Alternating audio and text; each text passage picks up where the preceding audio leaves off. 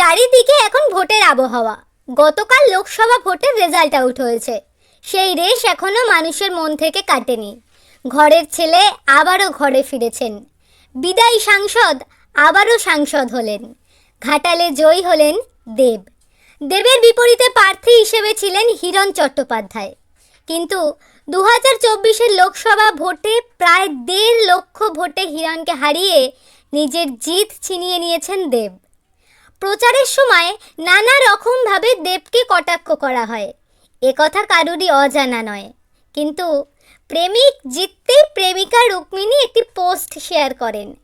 যদিও রাজনীতির ময়দানে তেমন দেখা যায় না তাকে, কিন্তু তিনি যে পোস্টটি শেয়ার করেছেন সেখানে দেখা যাচ্ছে এক ক্ষিপ্র বাঘের মুখ থেকে কোনোভাবে পালিয়ে বাঁচার চেষ্টা করছে একটি হরিণ। চোখে মুখে তার ভয় স্পষ্ট। ছবিটা যে ইঙ্গিত করেই দেয়া হয়েছে তার বলার অপেক্ষা রাখে না। হিরণ শব্দের অর্থ হরিণ। রুক্মিণীর নিরিখে বাঘ তবে তার চ্যাম্প।